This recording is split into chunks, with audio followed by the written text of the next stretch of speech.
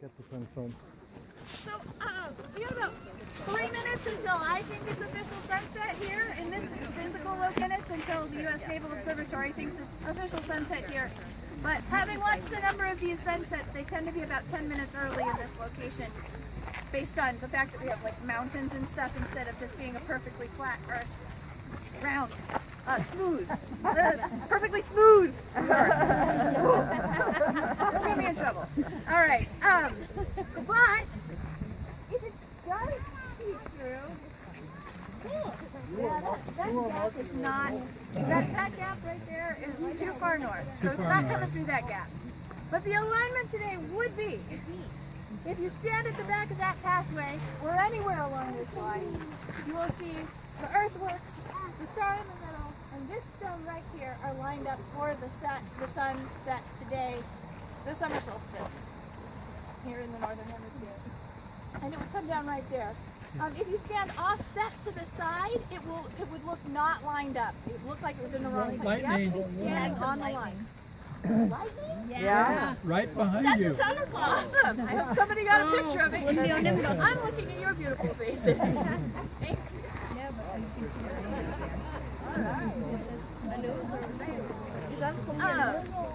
So, even though you stand at the back of that pathway in order to see the alignment, which you would do in the next 3 minutes, if you want to try, there's a cloud there. This sun, it's going to get a little bit more spectacular, I think. You're going to get a little bit more color happening, and then it's going to start to dim down. Even though you stand at the back of that pathway in order to see it set here, that is not where the sun rose this morning. The sun rose on the other end of this pathway this morning, because in summer, the sun rises north of east. It moves across the sky, it gets really high, not straight up, but about 66 degrees. All right, so 45, 66, somewhere right about here, 66 degrees in the south, off the southern horizon, and then it sets right here. Okay, so the path it took is very, very, very long. This is one of the reasons summers are hot. Okay, it has nothing to do with our distance, because it's winter in the southern hemisphere, and it's cold there. If it were warmer because we were closer to the sun, it would be hotter everywhere on Earth. One of the reasons is we get this long pathway. The sun is up for many hours. Today is the longest day of the year. Then we've got a few hours of darkness, and then the sun will rise again. Those of you with small children, I apologize. Even though this is the shortest night of the year, it is not the latest sunset. The latest sunset is on the 25th. All right, the actual times are a little bit offset, but it's a longer night, even though it's a later sunset, which means the sunrise is also. This pathway right along the middle is where the sun rises for the fall equinox, spring equinox. It goes across the sky to about 44 degrees, and then it sets right there. Okay, both fall and spring. And then this other one over here is winter. So if you want to see it line up for winter, you stand back there. But it rises south of east, because that's due east, that's due west. It rises south of east, comes up to only about 21 degrees. Okay, 21, and then it sets right over that pathway. Very short pathway, very few hours of sunlight, not a lot of time for the Earth to heat up. Another reason that winter is cold. Not the only reason. This isn't the only thing going on, but it's one of the contributing factors. There's just not that much light happening, not that much sunlight coming at us. Also, those light rays are coming in at a very low angle instead of coming straight down, not straight down on us, but more straight down on us, like they do in summer. Cool thing about today, strawberry moon. I looked it up. All right, I have a definitive answer for you from the old Farmer's Almanac, which is exactly the place you go to look up names of moons. The strawberry moon is the June moon. It's the name of the June full moon. Every June we have a strawberry moon. The thing you've been reading that's like hasn't been for 70 years and won't be for another 70 years is that this one is happening exactly today on the solstice. So it is a special strawberry moon But the strawberry part is not the 70 years part. The strawberry part is the June part. The on the solstice is the special 70 years part. It's not 70 though, it's 49. 49, that's where I was getting 58. Okay, thank you. That didn't make sense to anybody else. It didn't make sense in my, but somebody was saying 70 and I was like, this number 58 is in my mind and it's from the 49 plus the 30. Never mind. You don't want to get into my brain. It's been a while. It's been decades since we've had this happen. It will be decades till it happens again. So look at the moon tonight. We still do have some clear spots. The moon is going to be rising. This is very special. I am going to advisedly use the word alignment. Don't worry, the world's not going to end with this alignment. This is a very special alignment. The full moon and the sun are always directly opposite each other with the earth in between. Sometimes the earth is, if the earth is exactly in between, we get a lunar eclipse. Usually the earth is a little bit off. But we get the full moon when the moon and the sun are on opposite sides of the earth. And so that means that as the sun sets, the moon is going to be rising. They're exactly in sync with each other today. Okay? So, and they're opposite. So instead of the moon rising where the sun rose and following the sun's path, it's opposite. So it's going to rise back there, south of east. Sorry, I'm making sure I'm saying each word right because they're all interchangeable words. South of east. It's going to rise right there. It's going to go across the sky as the sun moves across the sky for the rest of the world. And it's going to get up to about that 21-degree mark. And then it's going to set right over that winter solstice mark. So if you have a full moon on a solstice or an equinox, that full moon traces the path the sun would trace on the opposite season. All right, it's for spring and fall, it's the same because the sun's path at those two times is identical. But if we have it in summer, then the moon is going to do the winter pathway. And if this were to happen in winter, where the sun is rising there and setting there, the moon would follow the pathway that the sun is following today. Just think of them as opposite, and they're just stuck on opposite sides. Should we do an activity? Yeah. All right. Where's my daughter and the Earth? I need the Earth. Woman, now Earth. All right. If you guys could come line up in a circle all the way around here.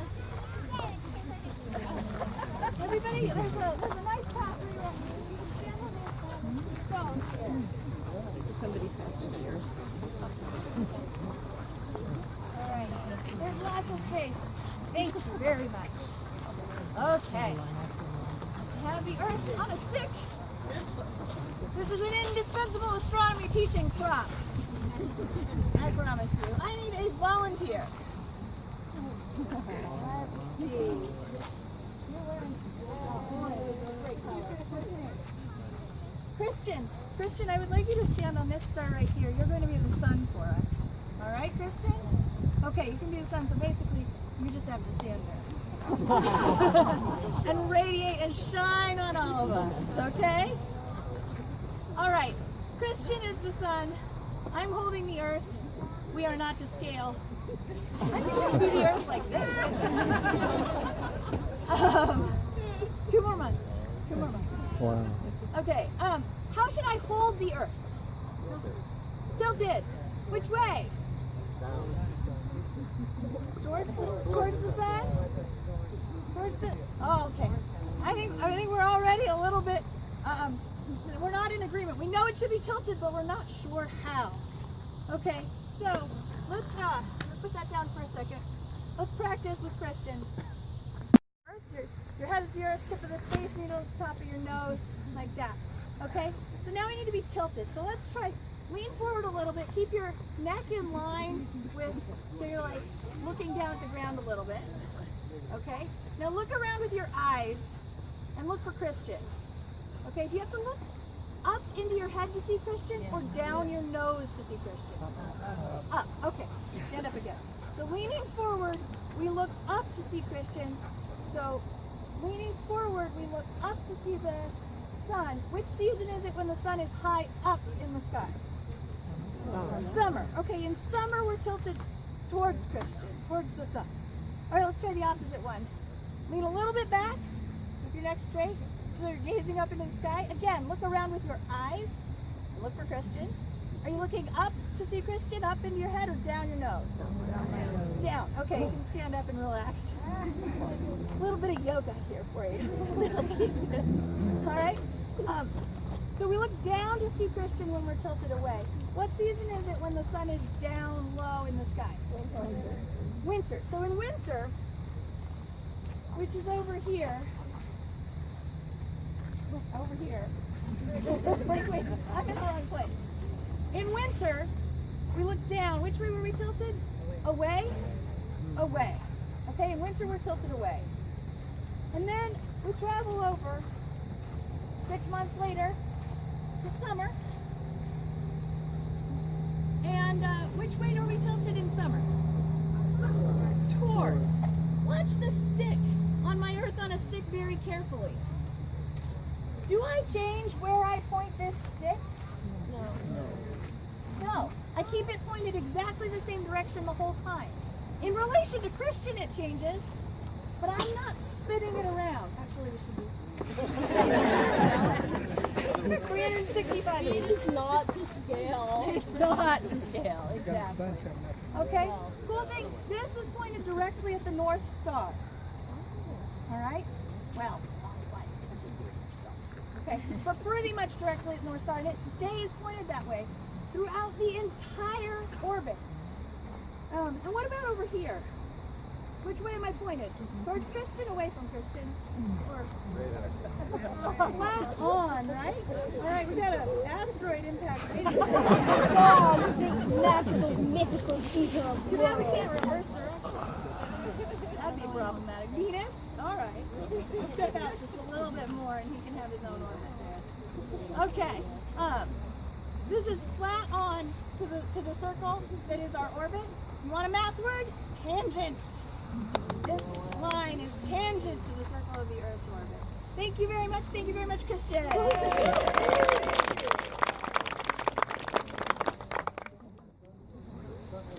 sun has officially set. We have pretty clouds and lightning. We have a rainbow. We didn't get to check alignment this time. I'll be here again in September with a baby that's very tiny. The other thing I wanted to tell you about is this. I'm really fascinated. The moon news that I'm most fascinated about is asteroid HO3 was captured by the Earth about 100 years ago and is now in orbit mostly around us. Our second moon. Yeah, we sort of have a second moon now, kind of. A little bit. And that was just, they discovered it in April, and I think they just announced it today. It is teensy-tiny and really far away. It's about 150 to 300 feet across. And it's 38 times farther away than the moon. So if this is the Earth, and you had a tennis ball, let's see. I'm going to guess that this is about 20 feet. It's about 20 feet? Yeah. All right.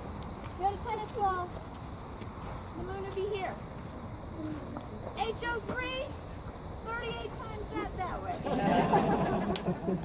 Okay. So, kind of far. It's this big. It's tiny.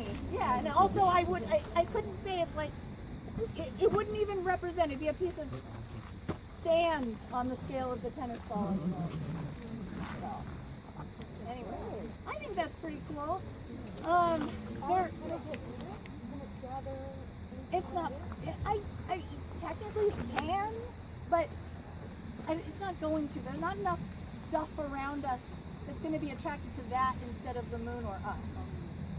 So anything that's small enough to be attracted to it is going to come and burn up in our atmosphere and be a shooting star. So no, it's not going to get bigger. It'll probably wander. It'll probably get thrown out of our orbit at some point. But calculations, they're still working on the calculations. It looks like it's going to hang out for a while. So, as opposed to the last one that they found that stayed for 10 years and then was gone. So that didn't really count as another moon because it didn't last long enough in our orbit. That's more like a captured asteroid that just happened to stick around for 10 years. How long is its orbit? I don't know. Quite a long time. Yeah, I don't know, and it's going to have. There's a line of reasoning and argument that makes sense if you're into the details about how the moon doesn't orbit the Earth. But you have to get really into the details there, and this is in that same situation as our moon, where it's not technically by the strict definition orbiting us, but for all intents and purposes, it's in orbit around us, and you just need to know how to do the math right. Orbiting the Earth moon system. I don't know actually. I think this one is orbiting the Earth as much as the moon is orbiting the Earth, as opposed to it being that much further out. But I haven't seen the actual data on this one yet. I've only seen the press release from JPL, which didn't have how long does it take things. So it's tiny, 2 moons, fun stuff. If you've got questions, I'm going to be here. I'm going to sit down so I can breathe. But I'll be here. Happy to answer.